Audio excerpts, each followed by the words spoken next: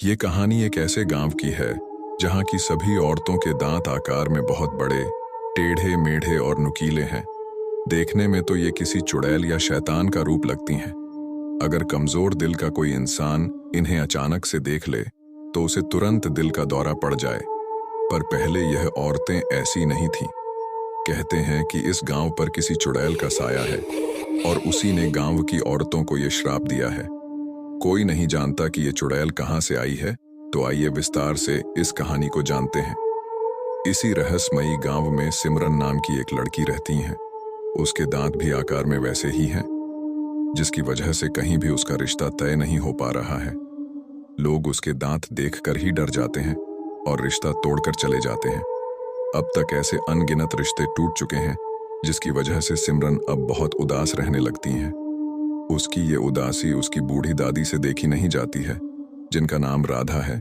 गांव में सभी लोग उन्हें राधा माँ बुलाते हैं। वो उसे अपने पास बुलाती है और कहती है कि मुझे पता है कि तुम अपने लिए आए रिश्ते टूटने की वजह से बहुत दुखी हो, पर बेटी ऐसे हार नहीं मानते, सब ठीक हो जाएगा। इस पर सिमरन रोते हुए कहती है कि कुछ ठीक नहीं होगा दादी, जब तक मेरे ये दांत ऐसे रहेंगे तब तक कुछ ठीक नहीं होगा। पर दादी, मैंने गांव के लोगों से सुना है कि अगर आधी रात को जंगल में स्थित नारियल के पेड़ के नीचे अपने मुंह में गुड़ डाल के सो जाओ तो वो चुड़ैल पेड़ से उतर कर आती है और तुम्हारे मुंह का गुड़ निकाल कर खा जाती है और तुम्हारा चेहरा ठीक कर देती है। पर उसके ऐसा करने तक लड़की को ऐसे सोना है जैसे कि वो मर चुकी हो, और अगर ऐसा नहीं हुआ तो वो चुड़ैल उसे मार देती है। क्या ये सब सच है दादी? हाँ बेटा, सुना तो मैंने भी है। 2 साल पहले हमारे गांव की बेटी की, जिसका नाम रमा था, वह भी उस जंगल में गई थी, पर आज तक नहीं लौटी और ना ही उसका कुछ पता चला। सब यही कहते हैं कि शायद चुड़ैल ने उसे मार डाला। पर तुम ये सब क्यों पूछ रही हो बेटी? दादी, मैं भी ये करना चाहती हूँ। मैं अब और इस चेहरे के साथ नहीं रह सकती। ये सुनते ही दादी के होश उड़ गए और वो सिमरन पर चिल्लाते हुए बोली कि क्या तुम पागल हो गई हो? तुमने सुना नहीं? मैंने अभी क्या बताया, उसके बावजूद भी तुमने ऐसा सोच कैसे लिया? पर सिमरन भी जिद पर अड़ गईं और कहने लगीं कि वो अब और इस तरह नहीं जिएगी। वो अपना चेहरा ठीक करके रहेगी, चाहे उसके लिए जो करना पड़े वो करेगी।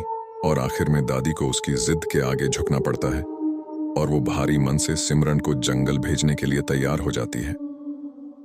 सिमरन आधी रात को हाथ में लालटेन लिए जंगल की तरफ चल पड़ती है। वैसे तो सिमरन बचपन से ही बहुत बहादुर है, पर आज पता नहीं क्यों उसे डर लग रहा है। वो चुपचाप जंगल में आगे बढ़ती जाती है। पूरे जंगल में शांति छाई है, जिसकी वजह से सिमरन के पैर पड़ने से सूखी पत्तियों के चरमराने की आवाज दूर दूर तक गूंज रही है।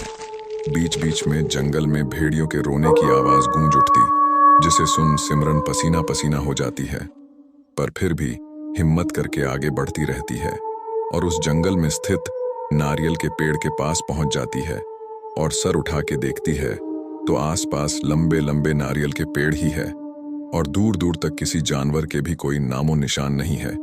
ये सब देखकर तो एक बार को सिमरन भी डर जाती है, पर फिर खुद को हिम्मत देते हुए कहती है कि नहीं, अब वो यहाँ से वापस नहीं जाएगी। चाहे जो हो जाए, आज वो अपना चेहरा ठीक करके ही घर वापस जाएगी। सिमरन अपने मुंह में गुड़ डालकर वही नारियल के पेड़ के नीचे सो जाती है। उसे वहां लेटे हुए आधे घंटे से ऊपर हो जाता है, पर अभी तक चुड़ैल का कहीं कोई पता नहीं होता। वो लेटे लेटे सोचती है कि कहीं वो सब बातें कोई मनगढ़ंत कहानियां तो नहीं। फिर भी वो वहीं आंख बंद करके लेटी रहती है। तभी थोड़ी देर के बाद उसे चुड़ैल के हंसने की आवाज आने लगती है और वो पेड़ से नीचे की तरफ आने लगती हैं। ये सब जानकर सिमरन के हाथ पांव फूलने लगते हैं। वो जानती है कि उसकी एक छोटी सी गलती उसकी जान ले सकती है, पर फिर भी वो हिम्मत करके वहीं लेटी रहती है। थोड़ी देर के बाद उसे अपने ऊपर चुड़ैल की गर्म सांसें महसूस होती हैं, पर वो इस तरह से लेटी हुई थी कि मानो अब वो जीवित ही ना हो, या यूं कह लो कि चुड़ैल के डर की वजह से बेहोश हो गई हो। चुड़ैल उसके ऊपर बैठ के उसके मुंह का गुड़ निकाल के खाने लगती हैं और जोर जोर से हंसने लगती हैं। थोड़ी देर के बाद जब सिमरन को होश आता है तो उसका मुंह ठीक हो चुका था। वो खुश होती कि तभी थोड़ी देर के बाद वो खुद एक चुड़ैल बन जाती है। और वहीं गांव में रात के 2 बज रहे हैं। रमा के पिता सोहन अपने घर पर सोए हुए थे कि तभी कोई जोर जोर से उनका दरवाजा पीटने लगता है। ये सब देखकर सोहन के पसीने छूट जाते हैं। वो घड़ी की तरफ देखता है और फिर दरवाजे की तरफ देखता है। दरवाजा अब भी लगातार पीटा जा रहा था। सोहन ने डरते हुए दरवाजा खोला और बाहर देखा तो उसके होश ही उड़ गए। बाहर उसकी बेटी रमा खड़ी थी, जिसे 2 साल पहले चुड़ैल ने मार डाला था। रमा कहती है, क्या हुआ बाबा, आप ऐसे क्यों देख रहे हो मुझे? और देखो, मैं बिल्कुल ठीक भी हो गई हूं। अब आपको मेरे लिए परेशान होने की कोई जरूरत नहीं है। पर सोहन उसे एकटक देखता रहता है पर बोलता कुछ नहीं है। इस पर रमा कहती है, क्या हुआ बाबा, आप ऐसे क्यों देख रहे हो मुझे? और कहते हुए वो रुक जाती है। तभी घर में दीवार पर उसकी फोटो पर हार चढ़ा देख रमा के तो होश ही उड़ जाते हैं और वो वहीं बेहोश होकर गिर जाती है। सुबह जब उसे होश आता है तो वो देखती है कि उसके बाबा उसके पास ही बैठे हैं। इस पर वो अपने बाबा से पूछती है कि ये सब क्या है बाबा, और ये मेरी फोटो पर हार कैसा? इस पर सोहन कहता है कि तुम 2 साल कहाँ थी बेटी? हमें तो लगा कि चुड़ैल ने तुम्हें मार दिया। ये सुन के तो रमा के होश ही उड़ गए और वो कांपते हुए बोली, 2 साल कैसे, मैं अभी कल ही तो गई थी। अब चौंकने की बारी सोहन की थी। दोनों थोड़ी देर ऐसे ही चुपचाप बैठे रहते हैं।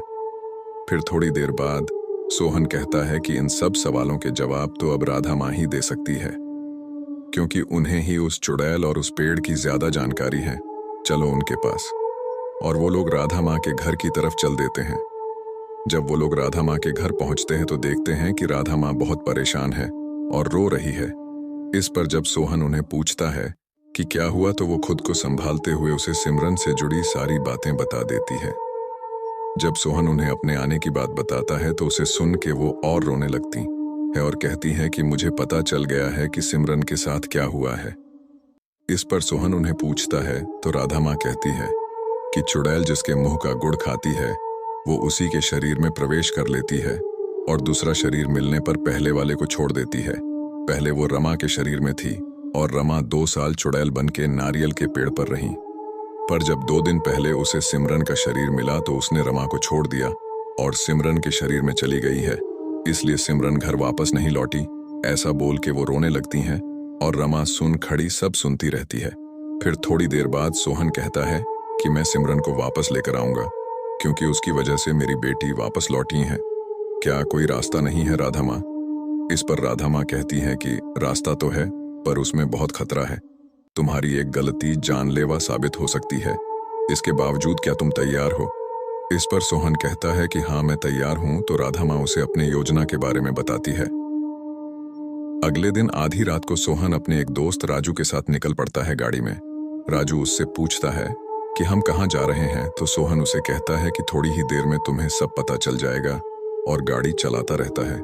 थोड़ी देर बाद वो लोग जंगल वाले रास्ते से गुजरते हैं, जिसे देखकर राजू डर जाता है और डरते हुए कहता है कि क्या तुमने इस रास्ते के बारे में सुना नहीं है जो यहाँ से जा रहे हो? पर सोहन कुछ नहीं बोलता। इस पर राजू को गुस्सा आ जाता है और वो सोहन पर चिल्लाते हुए पूछता है कि आखिर तुम मुझे बताओगे कि हम जा कहाँ रहे हैं और क्यों? इस पर सोहन एक गहरी सांस लेते हुए कहता है कि हम मुर्दा घर जा रहे हैं एक डेड बॉडी लेने। और फिर वो उसे विस्तार से सारी बात बता देता है जो जो राधा माँ ने उसे बताया था। ये सब सुन के तो राजू डर जाता है और डरते हुए पूछता है कि अगर उस चुड़ैल ने हमें कोई नुकसान पहुंचा दिया तो? इस पर सोहन उससे कहता है कि नहीं, वो चुड़ैल नारियल के पेड़ से कहीं नहीं जा सकती, क्योंकि उसे श्राप है, ऐसा राधा माँ ने कहा था।